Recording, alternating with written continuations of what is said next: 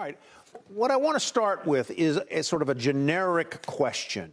As you look at all of the stocks in the United American stocks, what kinds of stocks does a strong dollar like this help?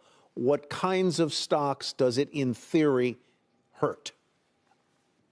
Well, the basic assumption is anybody who sources in dollars and sells in non-dollars, sells in euros, sells in yen, sells in pounds, is going to get hurt on currency swings.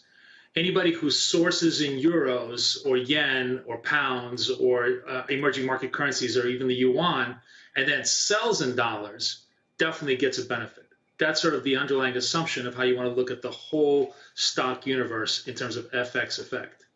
So if I am an American company selling in euros in France, you're in trouble. I am in trouble because I am not going to be able to repatriate those euros into as many dollars as a few months ago, correct? Oh, massively less. Massively less. All right, so we've got some individual names that you say will benefit from a strong dollar, and they include LVMH, which is obviously not a U.S.-based stock, but Apple and I guess EXPE. Is that Expedia?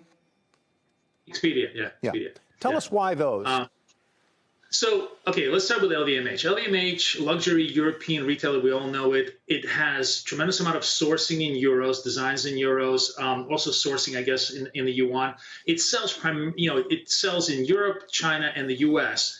The U.S. market is very strong. This is a company that's 20% off its highs, but the demand for its product cycle is very robust, and it's really, really almost recession-proof at these levels, simply because the upper end of the market really isn't feeling any of the inflationary pressures or any kind of income declines that we're seeing maybe on the lower end of the market. So for all those reasons, I think it's going to really survive and probably thrive in this environment quite well, while at the same time benefiting from a very, very nice currency play on it to its end, currency edge to its end, because a lot of its sourcing is going to be in euros, so therefore its labor costs will be much cheaper. So I really do like LVMH. There's also sort of a upside kicker here. It's gotten very badly hurt because of the COVID lockdowns in China.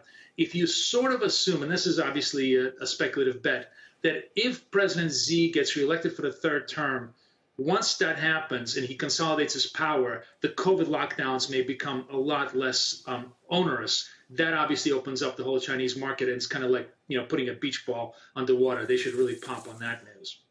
Now, Apple, I absolutely love it. I think one of the most undertold stories right now, one of the more hidden stories, is that dollar China, dollar yuan, is almost at 7. It was 10% more just in April. In other words, it's 10% less, 10% cheaper for April for Apple to be paying all of its labor suppliers in China. That's a huge, huge tailwind for the company. Not to add, and I know you had just a guest on who was sort of neutral to negative on Apple. I'm actually very bullish Apple. The cycle is very strong. This whole satellite announcement, I think, is going to make the 14 even a stronger desired phone. So I think Apple has proven to be a very strong, robust stock.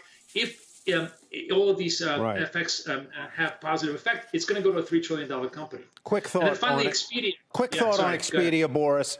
Quick thought, and then I want Courtney to jump in just generically on stocks to fade. Sure. Expedia is basically a bet on the travel boom out of the United States. The U.S. travel rush to Europe now with the euro under $1 and pound possibly heading to parity is really creating huge amount of bookings. They're like double, almost close to triple-digit booking increases, and I think that trend stays in place. Gotcha. So they're going to be a huge secular beneficiary from the strong dollar that way.